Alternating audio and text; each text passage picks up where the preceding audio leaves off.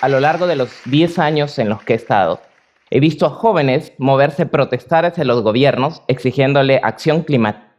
He visto a los gobiernos, 195 países poniéndose de acuerdo en un documento de unas muy buenas intenciones. Firmaban un acuerdo en París en el año 2015 diciendo que sí, debemos de hacer algo contra el cambio climático. Y efectivamente están haciendo algo. Este documento es bastante importante, le denominan el Acuerdo de París.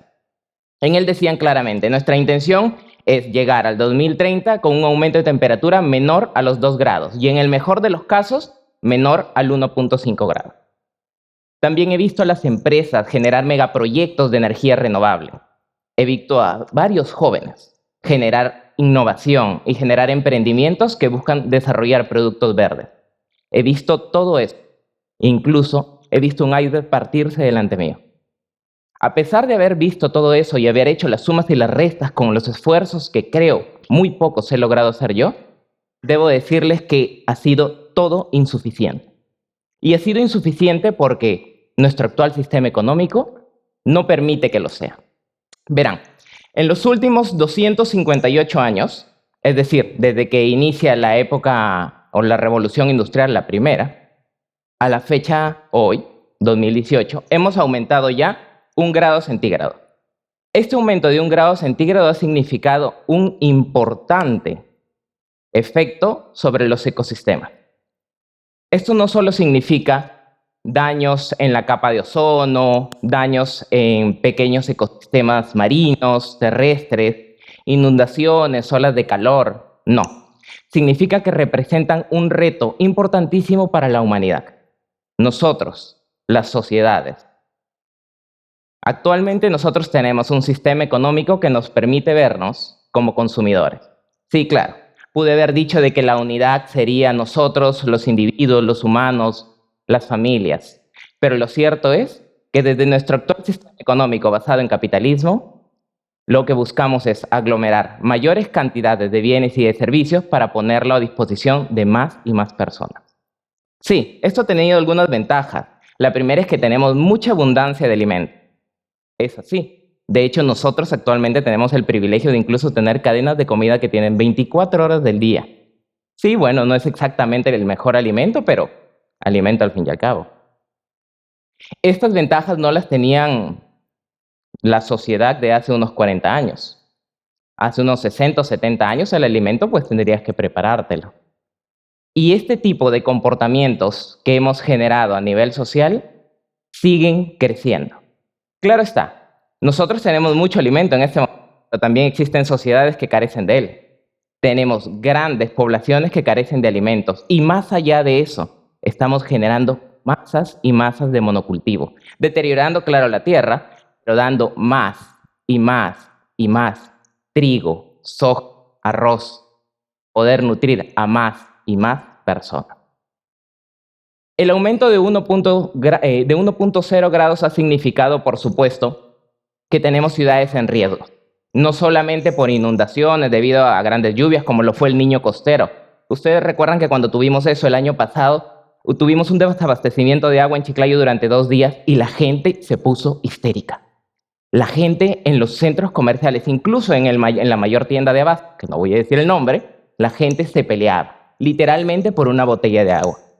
Unas botellas de agua de 2 soles, producto peruano, y botellas de agua francesas de 8 soles simplemente desaparecieron de las góndolas. Incluso una marca muy conocida, con la que también he contribuido, justo había lanzado hace 2 meses unas botellas de agua con sabores. O sea, ya no era exactamente agua, ¿no? Y todas desaparecieron. Todas. Claro, los pequeños empresarios de agua en ese momento estaban muy felices porque veían cómo producir para poder atender las mayores masas de mercado. Lo cierto es que solo 2 días de desabastecimiento nos dio una clara muestra de cuál sería el comportamiento si es que nos faltase algo. ¿Qué pasaría si mañana no tuviésemos las mayores cantidades de alimentos? Si mañana no tuviésemos agua. Tenemos 2 opciones. La primera es ir a los supermercados y atacarnos entre todos para poder conseguir la mayor cantidad de agua. La segunda, y que quizá también sería interesante, de reunirnos mediante vecinos y ver cuántas aguas tenemos dentro de nuestras cisternas y ver cuántos nos correspondería determinando el número de personas proporcionalmente y racionalizarla durante el mayor tiempo posible. Esa es una segunda alternativa, pero esa segunda alternativa comunitaria se opone a nuestro actual sistema económico, porque más es mejor. Verán, el actual sistema económico nos ven como consumidores y por tanto, al ser consumidores, necesitamos pagar por más bienes y por más servicios. Todos queremos tener el último iPhone. Y muchos de quienes tenemos el último iPhone, porque me incluyo dentro de ellos, tenemos muy buenas intenciones. Incluso hay algunos quienes dicen, ¿sabes qué? Voy a dejar el desprendimiento de los materiales y voy a reciclar el 100% de este teléfono. Y si es que así fuese, si es que desapareciéramos incluso el teléfono de la existencia de la Tierra o lo lanzáramos al espacio, así recicláramos el 100% de ese teléfono, seguiríamos contaminando. Porque para producir este teléfono hubieron contaminantes en la cadena de producción, en la extracción, producción, distribución, consumo e incluso en el descarte. Verán, la solución no es desaparecer el consumismo como tal, es encontrar una alternativa sostenible y masificar. Otro de los grandes riesgos es el desabastecimiento alimentario, como les había comentado. Tenemos un grupo de personas que sí apoyan los cultivos orgánicos y sí, definitivamente son muy buenos. Pero una de las debilidades de los cultivos orgánicos es que no dan grandes masas de volúmenes de alimento. La pregunta es, ¿cómo podemos darle tantos alimentos orgánicos a tantas personas? Y aquí es donde entra nuevamente nuestro sistema económico. Los alimentos orgánicos tienen mayor precio y quienes tienen más dinero van a poder pagarlos. Las consecuencias climáticas nos van a afectar a todos, eso es definitivo. Pero quienes tengan más poder adquisitivo van a ser quienes van a estar en mejores condiciones de poder afrontarlo. Escasez de agua. Sí, a mí me han dicho muchísimas veces, por supuesto, Cristian, tenemos escasez de agua, pero ya tenemos plantas de desalinización de los mares. Es decir, sí, es verdad. La gran proporción de este planeta es agua. Y la pregunta es, ¿cómo vamos a carecer de agua si somos casi el 80% de agua? O sea, es casi imposible. Lo cierto es que sí, es verdad. Somos gran parte de agua. El problema es que la tecnología para poder hacerlo es muy costosa y los volúmenes de producción de desalinización son muy escasos para los volúmenes de población que actualmente tenemos. Extinción de las especies. En los últimos 40 años hemos extinto el 60% de los vertebrados a nivel mundial. Grandes masas de ecosistemas están siendo destruidos e incluso se habla que al llegar al 1.5 grados de aumento de temperatura, el 70% al 90% de los corales van a morir. Y si llegamos a los 2 grados, el 100% desaparecerá. Y el permafrost son estos grandes casquetes polares que se encuentran en nuestro planeta, que gracias al aumento de temperatura y al derretimiento glaciar, nos van a traer unas consecuencias muy interesantes. Resulta de que estos casquetes están en nuestro planeta desde su propia creación. Y claro, el cambio climático no es algo que lo ha inventado el hombre. El cambio climático siempre ha existido. No es, digamos, no es nuestra invención como muchas otras sí. La diferencia está en que el cambio climático se ha acelerado por el hombre. Eso ha significado, por supuesto, de que el derretimiento de los glaciares nos pone en un gran riesgo, debido a que grandes toneladas de dióxido de carbono están contenidas naturalmente, por supuesto, debajo de este hielo. Al derretirse esas toneladas, además de virus y bacterias, van a poder salir nuevamente a la luz. Eso va a significar un nuevo riesgo. Pero así como va a representar un riesgo, también va a representar una oportunidad. El documento que les había hablado, que era el documento de París, decía claramente de que los países, vamos a tener las mejores intenciones en adaptación y mitigación, vamos a esforzarnos para poder reducir la temperatura, aumentar, perdón, la temperatura en un máximo de 1.5, perdón, de 2.0 y en el mejor de los casos de un 1.5 grados. Hasta ese momento se creía que 1.5 grados iba a ser una alternativa pues medianamente buena. Lo cierto es que llegar al 1.5 grados ya representa una gran amenaza para la humanidad. Es una amenaza porque, claro, para nosotros los hombres, el planeta pues tranquilo, el planeta va a estar bien. El planeta va a terminar desarrollando un nuevo proceso evolutivo hasta llegar a una nueva etapa de consolidación y estancamiento, que es el que actualmente vivimos. Sin embargo, para nosotros sí va a representar un riesgo. Es verdad, no toda la humanidad va a desaparecer. No es que los humanos se vayan a extinguir, eso es cierto, pero gran masa de población, especialmente en aquellos países en vías de desarrollo como nosotros, países costeros como nosotros, van a verse afectados. Llegar al 2.0 va a significar un aumento de temperatura y por tanto va a significar un aumento del 10%, perdón, de 10 centímetros del nivel del mar. Ustedes dirán, bueno, no es tanto, ¿no? Pero lo cierto es que nos va a repercutir en más de 90 millones de personas en inundaciones en países en vías de desarrollo. 2030. Resulta que las Naciones Unidas tiene un grupo de expertos, por supuesto, de todos los países, que se le denomina el Panel Intergubernamental de Cambio Climático. En español, básicamente es los top de los científicos se reúnen para poder cruzar sus estudios y determinar cuál va a ser el comportamiento a nivel climático de los siguientes años. En París, en 2015, la Convención Marco les hizo una invitación. Por favor, dennos una información de cómo se va a comportar el planeta en los siguientes años. Hace 2 semanas acaban de sacar su último informe. Se le denominó el último llamado. Este último llamado solamente nos dice, yo lo he leído, pero básicamente la síntesis es, actúen ya, que ya no queda tiempo. Esto, por supuesto, es un punto bastante alarmante. No solamente porque el 2030 está de aquí a 12 años, a una nada. Y si han notado en las diapositivas anteriores, habíamos aumentado en más de 100 años 1 grado centígrado, y en 12 años vamos a aumentar 0.5. Eso significa un comportamiento totalmente radical al comportamiento que generaciones anteriores han tenido. Sí, nuestra generación es la generación de mayor consumo. Nunca nadie ha tenido tantos bienes a su disposición y nunca nadie tampoco ha asumido un riesgo tan grande como este. El objetivo es claro. Debemos de contener el aumento climático de la temperatura a 1.5 grados. Pero realmente el informe nos dice que si seguimos con el comportamiento que actualmente tenemos, vamos rumbo a los 3 grados.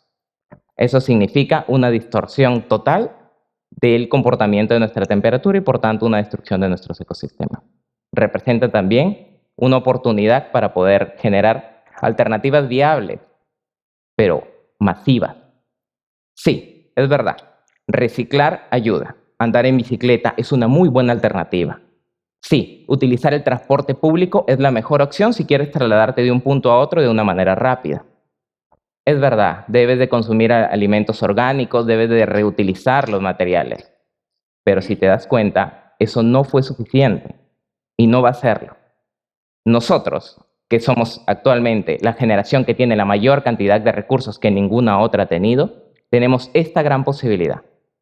O sentarnos y cruzar los brazos a esperar cuál van a ser las poblaciones que van a morir primero, o decidir tomar las tecnologías que actualmente tenemos y afrontar el reto.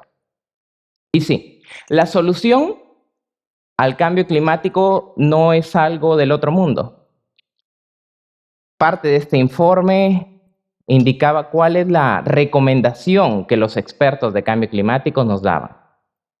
Hasta hace un tiempo, hace una semana, me ponía a revisar un poco de información de los avances del proyecto Marte y también de los avances de las estaciones de exploración en la Antártida. Porque, bueno, incluso Perú tiene una base en Antártida. Claro, estas bases tienen como principal objetivo la investigación, ver cuáles son los comportamientos anómalos en estos espacios casi vírgenes. Y Marte, por supuesto, es comprobar nuevos terrenos para poder migrar en algún momento. Y bueno, ahora también hay temas incluso turísticos que ya están apartados para Marte. Lo cierto es que sí, hay posibilidades de poder ir a otros planetas, pero les aseguro que no todos van a poder ir. Eso les aseguro. Y ahí la bicicleta sí no nos va a dar.